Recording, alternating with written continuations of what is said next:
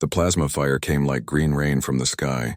Kirathane rolled behind a crystal formation as the energy bolts melted the rock where she had been standing. The heat made her armor burn against her skin, but she kept moving. Her spear cut through the first Kronak soldier that reached the top of the hill, and his black blood splattered on the blue crystals. Veltar was shooting his rifle as fast as he could with his one good arm. Each shot dropped a Kronak soldier, but more kept climbing up the rocky slope. His ammunition counter showed only 12 shots left. A plasma bolt hit the crystal next to him and sharp pieces cut his face, but he did not stop shooting. Zara, Lynn had found a good spot between two large crystals where she could cover the main path up to their position. Her wounded leg made it hard to move, but her aim was still perfect. Every time she pulled the trigger, another Kronak fell. But they kept coming like a black wave of metal and claws. Young Korben surprised everyone by fighting harder than warriors twice his age.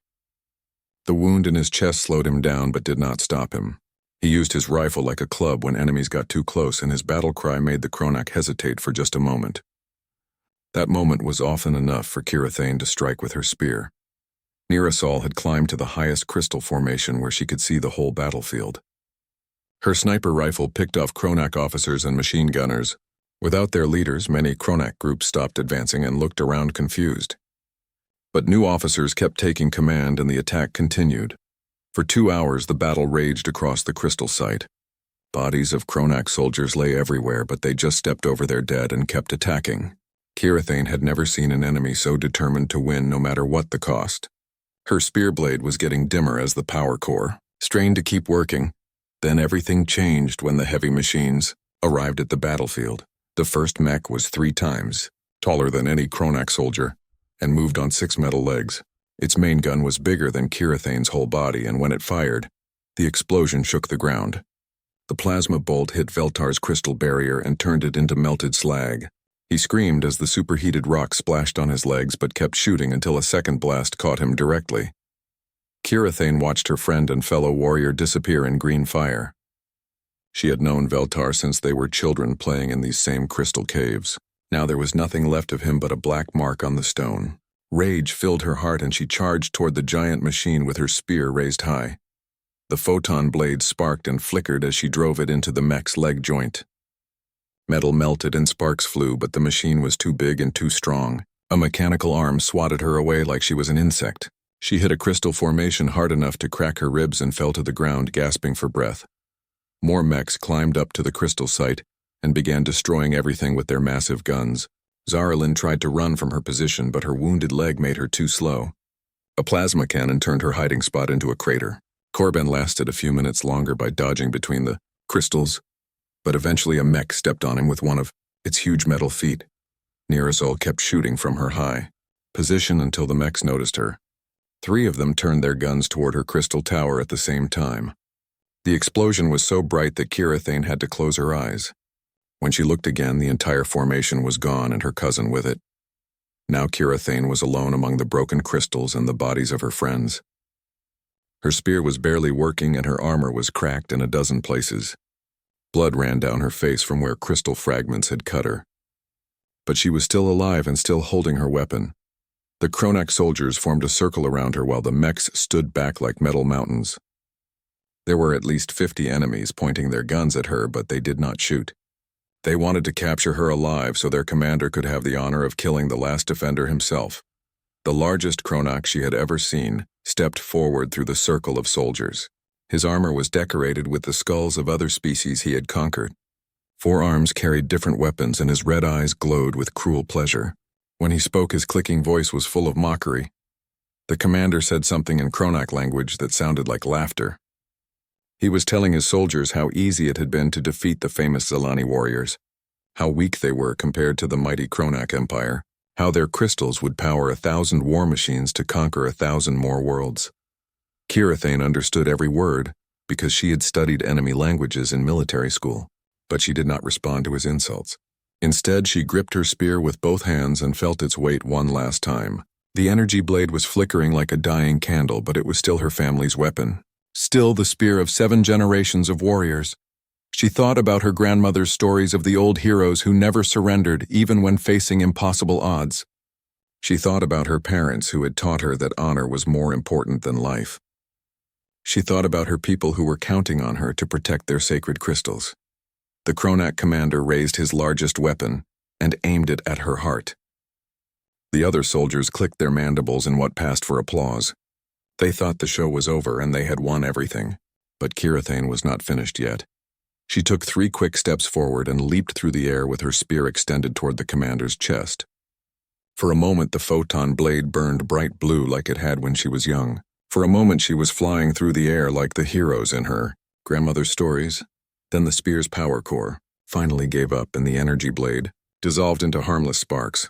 Kirathane hit the commander with nothing but a metal stick and bounced off his armored chest.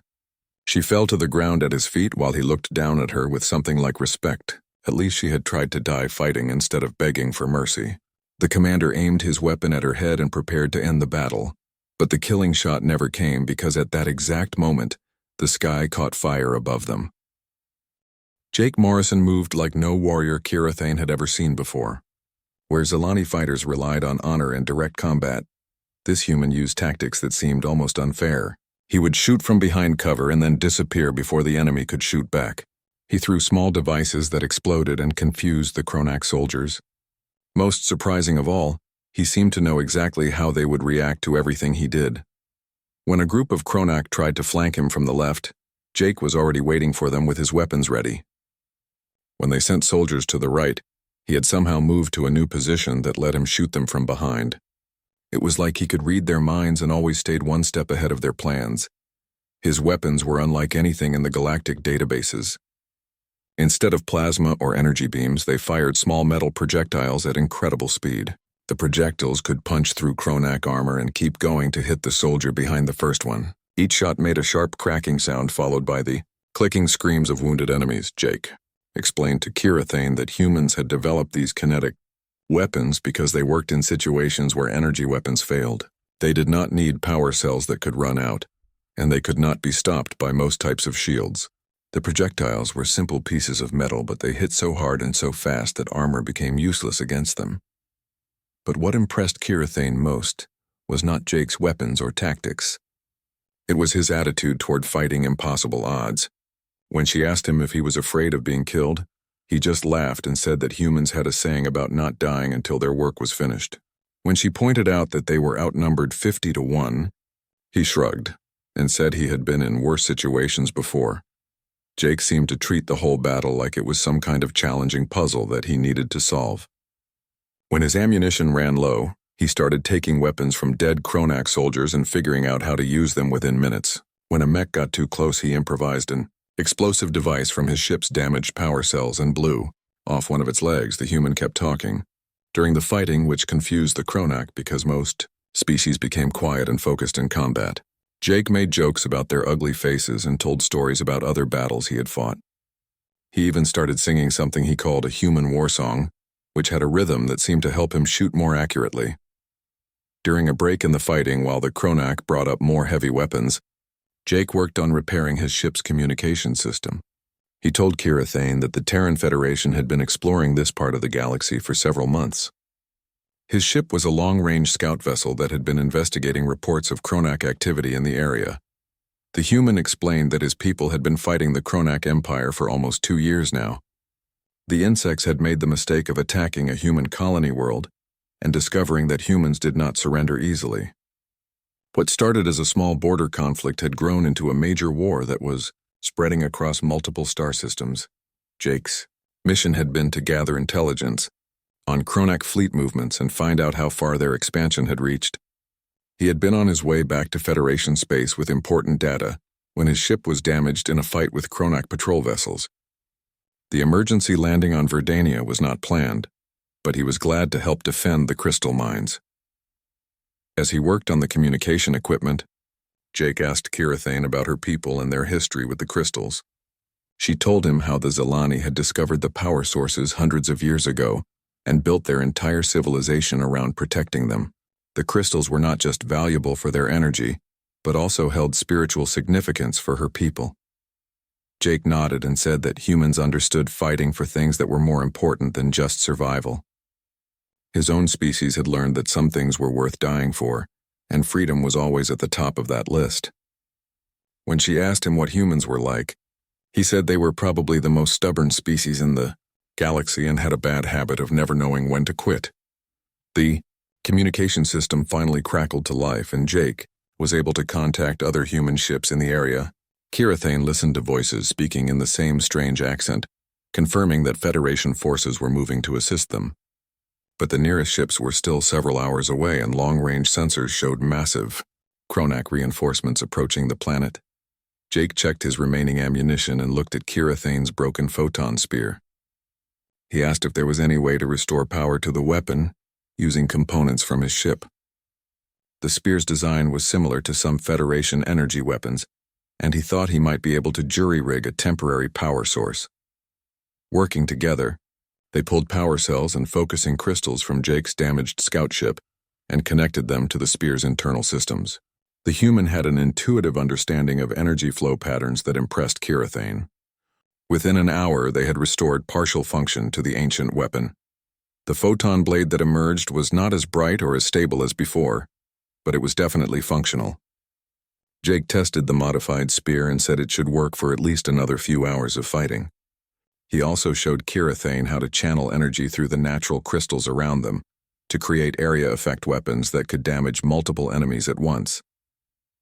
As they prepared for the next Kronak assault, Jake shared more information about human military tactics. He explained concepts like suppressing fire, flanking maneuvers, and psychological warfare that were completely new to Zilani thinking. Humans apparently believed that winning was more important than fighting with honor, and they would use any advantage they could find. The most interesting thing Jake told her was that humans rarely fought alone. Even when separated from their main forces, they formed temporary alliances with anyone who was willing to fight against common enemies.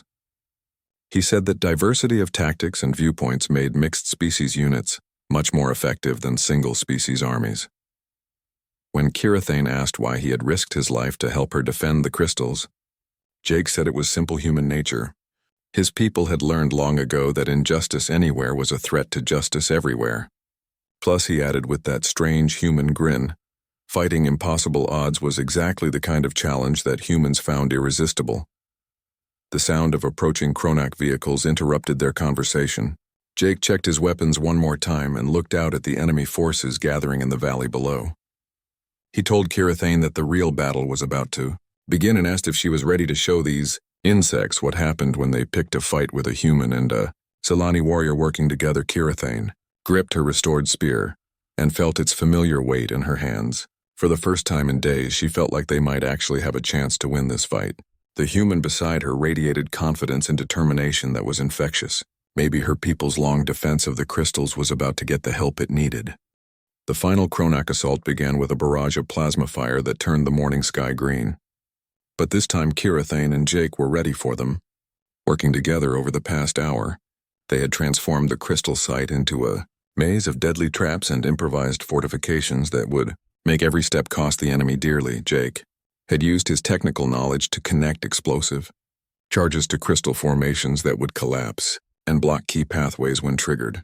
Kirathane had shown him how to channel energy through the natural crystal networks to create devastating area weapons that could disable entire groups of enemies at once. Their combined efforts had turned the battlefield into a puzzle that only they knew how to solve. The first wave of Kronak soldiers advanced up the familiar pathways they had used in previous attacks. But Jake had anticipated this and prepared accordingly. When the lead group reached the halfway point, he triggered the first set of charges. Tons of crystal and rock crashed down to block the main route, while the explosion sent sharp fragments flying in all directions. Kronak commander quickly adapted and sent his troops along alternate paths that had been clear before, but Jake and Kirathane were waiting for them there too. Her restored photon spear cut through enemy armor, while his kinetic weapons dropped soldiers with mechanical precision. Every time the enemy thought they had found a safe route, it turned into another killing zone. What made their partnership so effective was how well their different fighting styles complemented each other. Jake's human tactics were unpredictable and adaptable, while Kirathane's Zilani training emphasized precision and honor. When he provided covering fire and tactical analysis, she could focus entirely on delivering devastating attacks with her spear. The human had taught her concepts that no Zilani military academy covered. Things like crossfire patterns, enfilade positions, and psychological warfare that multiplied their effectiveness far beyond what two warriors should be able to accomplish. In return, her knowledge of the crystal formations and their energy patterns let Jake create weapons and traps he never could have imagined. The battle reached a new level of intensity when the Chronak mechs joined the assault. These massive machines had learned from the earlier fighting and approached more carefully this time. Their pilots kept the mechs spread out so that area weapons could not disable multiple units at once. Heavy plasma cannons swept the crystal site methodically to destroy cover and force the defenders into the open. But Jake had prepared for this possibility too. Using components from his crashed scout ship, he had built several remote-controlled explosive devices that could be guided by his armor's targeting system. When the first mech moved into range, he sent one of the devices rolling toward its feet like a metal ball. The explosion tore off two legs and sent the giant machine crashing into a crystal formation. Kirathane used her spear to channel energy through the crystals in patterns Jake had shown her. Instead of creating a single powerful blast, she generated multiple smaller bursts that confused the mech sensors and made it hard for them to target accurately. While they were distracted by the energy displays, Jake moved to new positions and attacked their vulnerable joints with his weapons. The Chronak commander realized that normal tactics were not working against these two defenders. His forces had overwhelming numerical superiority, but the humans and Zelani kept turning every advantage against them. In desperation, he decided to lead the final assault personally in his own command mech. This machine was larger and more heavily armed than any other unit on the battlefield. Its armor was thicker and its weapons were more powerful. Most importantly, the commander was a veteran of hundreds of battles and knew how to use his mech's capabilities to maximum effect. He advanced slowly and carefully while his remaining forces provided covering fire from all sides. Jake realized that their improvised defenses would not stop this final assault. The command mech was too well protected and too intelligently piloted to fall for the same tricks that had worked on the smaller units. He told Kirathane that they would need to work together more closely than ever before if they wanted to survive the next few minutes. The human explained his plan quickly. While plasma bolts exploded around their position, he would use his remaining explosive devices to damage the mech's weapons and mobility while creating openings in its armor. At the critical moment, Kirathane would need to get close enough to drive her spear into the mech's power core. It was an incredibly dangerous plan that required perfect timing and more than a little luck. As the command mech approached their final defensive position, Jake began his attack. Small explosions rippled across the machine's hull as his guided devices found their targets. The mech's main cannon was damaged and two of its secondary weapons were completely destroyed, but the pilot kept advancing and began targeting Jake's position. With the remaining functional weapons, Kirathane used this distraction to circle around behind the mech while channeling energy through her spear. The weapon's blade burned brighter than it had since her grandmother's time as power flowed through the restored systems. She could feel the spirits of her ancestors guiding her as she approached the massive machine that had killed so many of her people. The critical moment came when Jake's final explosive device breached the mech's rear armor plating. A gap opened that was just large enough for a photon spear to penetrate if the angle was exactly right. Kirathane leaped through the air with her weapon extended while Jake provided covering fire to keep the mech from turning toward her. Her spear blade punched through the damaged armor and into the mech's power core, just as the commander realized what was happening.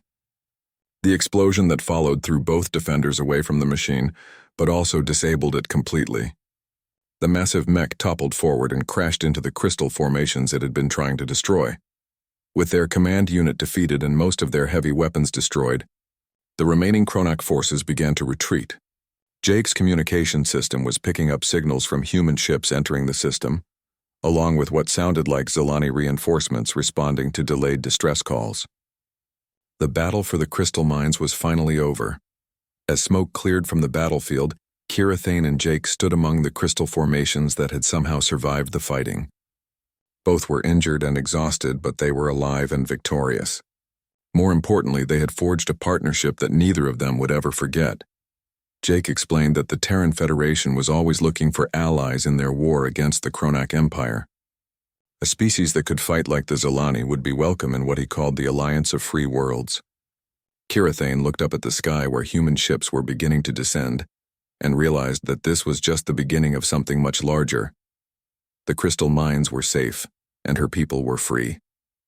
But more than that, the Zilani had found new friends among the stars who understood that some things were worth fighting for no matter what the odds. As Jake Morrison worked on plans to fortify the crystal site against future attacks, Kirathane knew that the galaxy was about to change in ways that none of them could imagine. Kirathane crouched behind the large blue crystal and wiped blood from her face. Her hands shook as she gripped her photon spear tighter. The weapon hummed with energy, but she could feel it getting weaker. 3 days of fighting had drained almost everything they had. Her 12 warriors were now down to just 4, and they were all hurt badly. The forest moon of Verdania had been peaceful just 1 week ago. The Zilani people lived quietly here among the tall trees and glowing crystals that powered their cities. The crystals were special and gave energy to everything they used. Their shields, their weapons, their homes all needed the crystal power to work. For hundreds of years, her people had protected these mines from anyone who wanted to steal them. Then the Kronak came. Kirathane remembered the first day when the black ships appeared in the sky. The Kronak were like giant insects with hard shells that looked like metal armor. They had forearms and sharp claws, and their eyes glowed red in the dark. When they talked, it sounded like clicking and scratching noises. They wanted the crystals, and they did not care about killing anyone who stood in their way. The first attack had been small. Maybe 20 Kronak soldiers with basic weapons. Kirathane and her warriors had driven them back easily. Her spear cut through their armor, and her people knew every hiding spot in the crystal caves. But more ships kept coming. Each day brought twice as many enemies as the day before. Now hundreds of Kronak soldiers surrounded the main crystal site. Their plasma weapons shot green fire that could melt through stone. They had brought huge machines that walked on metal legs and carried guns bigger than trees. The sound of their clicking voices filled the air like angry insects. Kirathane looked at her remaining warriors. Veltar had lost his left arm but still held his rifle with his right hand. His blue skin was pale from blood loss, but his eyes still showed fight. Next to him knelt Zara Lynn, who had been hit by plasma fire on her leg. She could barely walk but refused to leave the crystals undefended. The youngest warrior, Corbin, sat against a crystal formation with bandages around his chest. He was only 16 years old but fought like a veteran. The fourth warrior was her cousin Neerasol, who had always been the best shot in their unit. A plasma bolt had damaged her right eye, but she could still use her sniper rifle with her left eye. All of them were tired and hurt, but none of them would run away. Kirathane had sent emergency signals to the Galactic Defense Coalition 3 days ago. The coalition was supposed to help smaller worlds when big empires attacked them. But no ships had come. No messages had been received. Either the coalition was too busy with other wars or the Kronak had blocked their signals somehow. The morning sun made the crystals glow with soft blue light. In normal times, this would be beautiful. Kirathane had played here as a child and learned to fight here as a teenager. Her grandmother had told her stories about the first Zilani who found these crystals and built their civilization around them. Every crystal formation held memories of her people. The photon spear in her hands had belonged to her family for 7 generations. Her great-great-great-grandmother had carried it in the last big war. The blue energy blade could cut through almost anything and never broke. At least it never broke before now.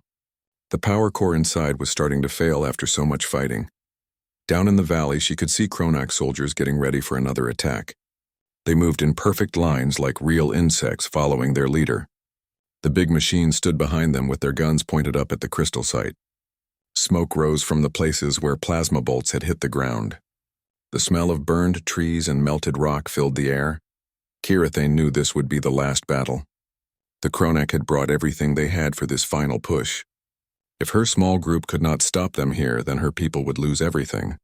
The crystals would be taken to power Kronak war machines. The Zilani civilization would end. She stood up and checked her spear one more time. The energy blade sparked and flickered but still worked. Her armor was cracked in several places and her left shoulder hurt from where a plasma bolt had grazed it. But she was still alive and still fighting. The other warriors got ready behind their crystal barriers.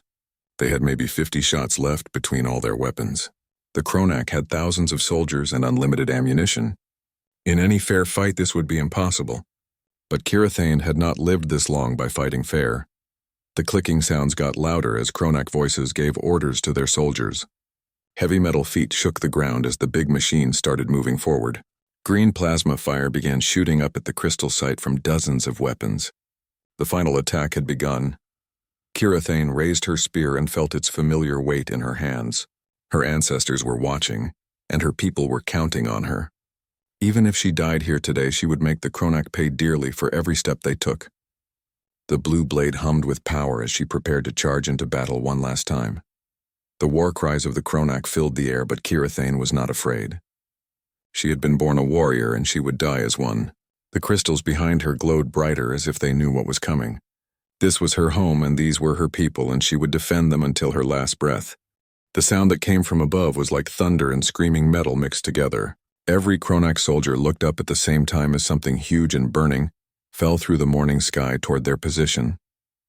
At first, Kirathane thought it might be a meteor or maybe debris from a space battle happening somewhere else.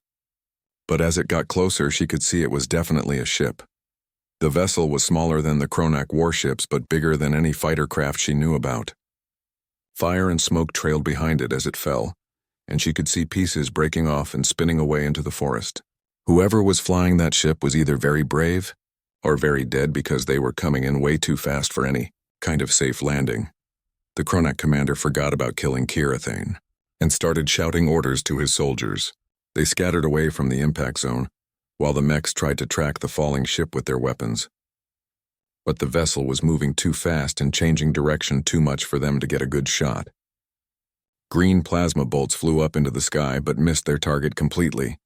The ship hit the forest floor about 50 meters away from the crystal site with an explosion that shook the ground like an earthquake. Trees that had stood for hundreds of years were crushed flat or torn out by their roots. A deep furrow was carved through the earth as the vessel skidded and bounced and finally came to rest right between Kirathane and the circle of Kronak soldiers. For several seconds, nobody moved or made any sound. Smoke and steam rose from the crashed ship, and small fires burned in the wreckage around it.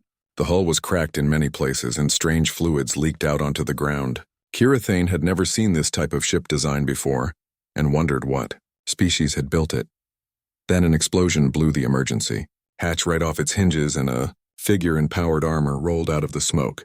The newcomer moved quickly despite obvious damage to both the armor and the person inside it. Steam rose from broken sections of the suit, and Kirathane could see green liquid that had to be blood seeping through several cracks. The stranger was definitely not Zelani because the body shape was all wrong. Shorter than her people but wider through the shoulders and chest. The armor looked advanced but used a design she had never seen before. Most interesting of all were the two weapons the figure drew from holsters on each hip. The weapons were sleek and looked like they fired projectiles instead of energy beams. They seemed to be made for hands that were similar to Zelani anatomy, but not exactly the same. The newcomer held them with practiced ease and scanned the battlefield in just a few seconds, taking in the destroyed crystals, Kirathane's broken spear, and the ring of hostile Kronak soldiers. The stranger spoke in accented but understandable Galactic Common, which surprised Kirathane because most species needed translation devices to communicate. The voice was definitely male, and there was something in his tone that reminded her of the old stories about legendary warriors who laughed in the face of death. He said to her in a calm voice that she should take cover while he dealt with the current situation. The way he said it made it sound like being surrounded by 50 heavily armed enemies was just another day at work for him. Kirathane had been fighting for 3 days straight and was exhausted, but this newcomer acted like he had just woken up from a pleasant nap. The Kronak commander was the first to recover from his surprise and started clicking orders to his soldiers. They raised their plasma weapons and began advancing on the crashed ship from all sides. The mechs moved their big guns to target the new threat. In seconds, the stranger would be facing the same overwhelming firepower that had killed all of Kirathane's warriors. But instead of running or looking for cover, the newcomer did something completely unexpected. He started walking straight toward the largest group of Kronak soldiers while talking to them in what sounded like their own clicking language. Kirathane could not understand what he was saying, but from the tone it sounded like he was making jokes or maybe insults. The first plasma bolt missed him by centimeters because he suddenly dropped to one knee and fired both weapons at the same time. The projectiles hit 2 Kronak soldiers in the chest and dropped them instantly. The stranger rolled to his left and came up firing again. 2 more enemies fell before they could adjust their aim. His weapons made sharp cracking sounds that were completely different from energy weapons. Each shot seemed to hit exactly where he wanted it to, and the Kronak armor that had protected them from Zilani weapons offered no defense at all. The projectiles punched right through the metal like it was paper. The stranger kept moving constantly and never stayed in one place for more than a second. He used the wreckage of his ship and the crystal formations for cover, while picking off enemies one by one. When Kronak soldiers tried to surround him, he would disappear behind a rock and appear somewhere else entirely. It was like watching a master dancer who happened to be carrying deadly weapons. What amazed Kirathane most was not his skill in battle, but his attitude while fighting. Any sane person would show fear when facing such terrible odds, but this stranger seemed to be enjoying himself. He made comments over his armor's external speakers that sounded like he was having fun. When plasma bolts came close to hitting him, he would say something that made it sound like he was playing a game during a brief pause while the Kronak regrouped and called for reinforcements. The stranger looked over at Kirathane and asked if she was injured. His helmet had a transparent faceplate, and she could see he had pale skin and light-colored eyes unlike any species she knew. When she told him she was mostly unhurt, he nodded and said that was good because they were probably going to need all the help they could get. He introduced himself with a name she had never heard before and said he was from something called the Terran Federation. When she asked what species he was, he said he was human, and asked if she had ever heard of his people before. Kirathane shook her head because in all her years of studying galactic species she had never encountered any reference to humans or the Terran Federation. The human checked his weapons and looked at the broken photon spear in her hands. He asked if there was any way to fix it, because they were going to need every advantage they could get. More Kronak soldiers were arriving, and some of them had heavy weapons that could punch through his armor. The crashed ship had communication equipment that might still work, but it would take time to call for backup. Kirathane looked at her family's ancient weapon and then at this strange human who had fallen from the sky just when she needed help most. Maybe the old stories were true and heroes really did appear when all hope seemed lost. Maybe her grandmother's tales about warriors from distant stars were more than just stories for children. The human was already moving toward the next group of Kronak soldiers, and she could hear him making more jokes over his speakers. His weapons cracked again and again as more enemies fell. For the first time in 3 days, Kirathane felt something she had almost forgotten. She felt hope,